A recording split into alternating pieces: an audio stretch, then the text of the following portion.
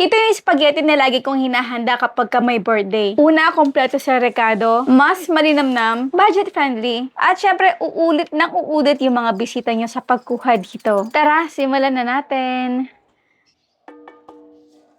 Sa lahat ng mga nagawa natin, ito lang yung pinakakonti na 400 grams sa pasta rin lulutuin natin. So, lutuin lang ito according sa package instruction. Kasi ngayon may birthday. Sinadya ko talaga na 400 grams lang kasi may mga iba pa ako mga putaheng lulutuin. At syempre, mapapanood nyo naman yan dito sa ating channel. Pinaghalo ko dito yung ating butter, oil, ginisa ko na dito yung ating onion at garlic. Hintayin lang natin ito na mag-translucent. Ang carrot ang kadalasan ng ingredient na hindi na halos sinasama dito sa ating spaghetti. Pero this time, since na ito ay pang birthday at special, naghiwa lang ako ng medium size, pinino ko talaga ito.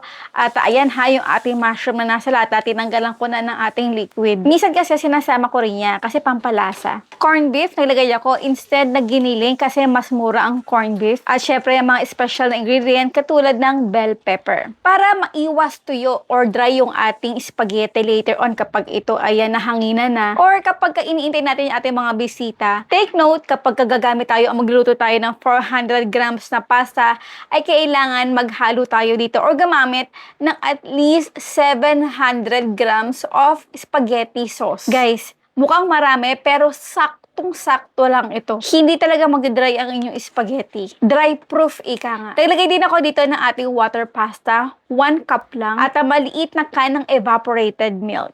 Hotdog, mga 4 to 6 pieces. Hintayin lang muna natin mag-simmer yung ating spaghetti sauce sa mga at least 5 minutes. Then, nilagay na natin itong ating pasta.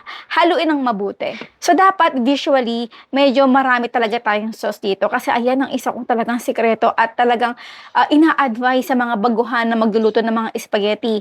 Huwag saktong-sakto. Meaning, kapag may nakikita kayo mga package na, yung mga set or combos na sa grocery, yung kasama na yung spaghetti at sauce, mag-add pa kayo ng extra sauce. Nako, hindi makakalimutan ng mga chikiting ang handa mong spaghetti. At syempre, for toppings, hindi ito mawawala.